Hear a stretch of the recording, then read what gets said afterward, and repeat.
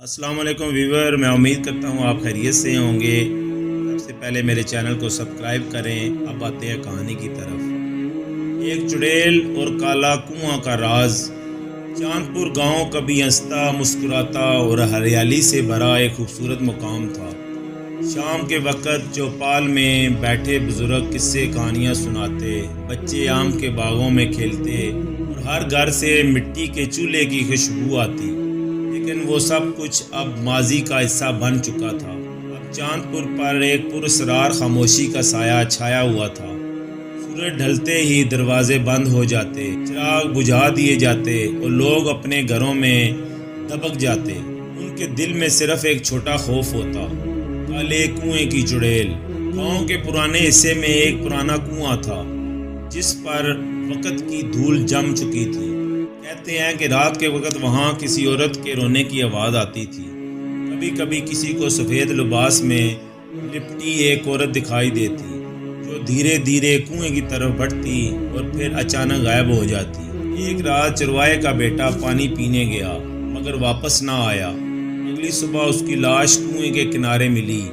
آنکھیں کھلی تھی، چہرے پر دہشت کی وہ جھلک تھی جیسے وہ مرتے وقت کچھ ایسا دیکھ چکا ہو جسے الفاظ میں بیان نہیں کیا جا سکے۔ گاؤں والوں نے اسے چڑیل کا قہر قرار دیا۔ اسی واقعے پر بزرگوں نے ایک پرانی کہانی سنائی۔ کئی سال پہلے اسی گاؤں میں ایک بانو نام کی ایک لڑکی رہتی تھی۔ وہ بہت خوبصورت تھی مگر اس سے زیادہ سچ بولنے والی، نہ ڈر اور حق کے لیے آواز بلند کرنے والی۔ وہ سوال کرتی تھی، ظالم کے خلاف کھڑی ہوتی تھی۔ گاؤں کے سردار کو اس کی یہی باتیں کھٹکتی تھیں۔ ایک دن سردار نے اسے بدنام کرنے کے لیے جھوٹا الزام لگایا۔ لوگ بانو کے خلاف ہو گئے۔ اسے گاؤں کے رسم و رواج کے مطابق کالے کنویں میں زندہ دفن کر دیا گیا۔ اسی دن کے بعد گاؤں کی فضا ہی بدل گئی۔ وہ ہنسی نہ رونق، سب جیسے کسی نے چھین لی ہو۔ پرندے بھی جیسے کم چہکنے لگے تھے۔ کہتے ہیں بانو کی روح چین نہ پا سکی۔ وہ اندھیرے میں قید رہی مگر سالوں بعد اس نے روشنی میں آنے کا راستہ ڈھونڈ لیا۔ لیکن جب وہ واپس آئی تو وہ بانو نہ تھی، وہ کچھ اور ہی بن چکی تھی۔ ایک سایہ، ایک وجود جو انصاف اور انتقام کے درمیان کہیں کھو چکا تھا۔ وہ لوگ جو بانو پر ظلم کے گواہ تھے ایک ایک کر کے مرنے لگے۔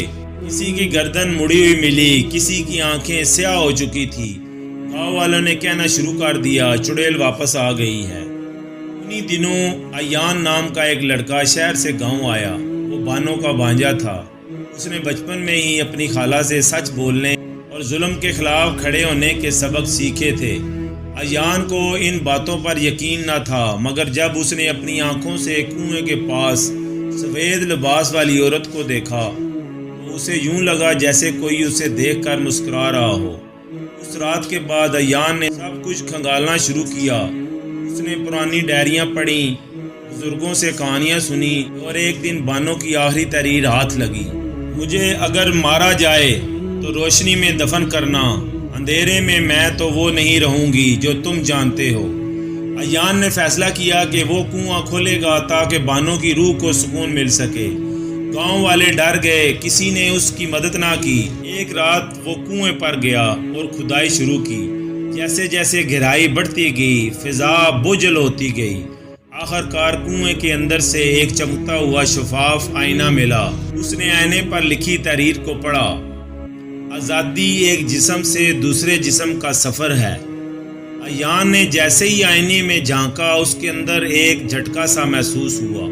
اسے لگا جیسے وہ اپنی آنکھوں میں کسی اور کی موجودگی کو محسوس کر رہا ہو۔ پھر اس کے پیچھے کسی نے سرگوشی کی، شکریہ ایان، اب میں آزاد ہوں مگر تو قید ہو چکا ہے۔ اس دن کے بعد ایان غائب ہو گیا۔ لوگ کہتے ہیں اب جو کنویں کے پاس عورت دکھائی دیتی تھی وہ اب ہنستی نہیں بلکہ مرد کی آواز میں کہکا لگاتی ہے۔ گاؤں والے اب سمجھ گئے کہ چڑیل ایک نہیں ہوتی۔ ظلم جب پلٹتا ہے تو چہرے بدلتا ہے مگر انجام ہمیشہ ایک سا ہوتا ہے۔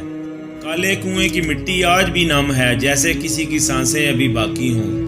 میں امید کرتا ہوں کالے کنویں کی چڑیل کی کہانی یہ آپ کو پسند آئی ہوگی۔ مزید کہانیاں سننے کے لیے میرے چینل پر رہیے گا۔ السلام علیکم ورحمۃ اللہ وبرکاتہ۔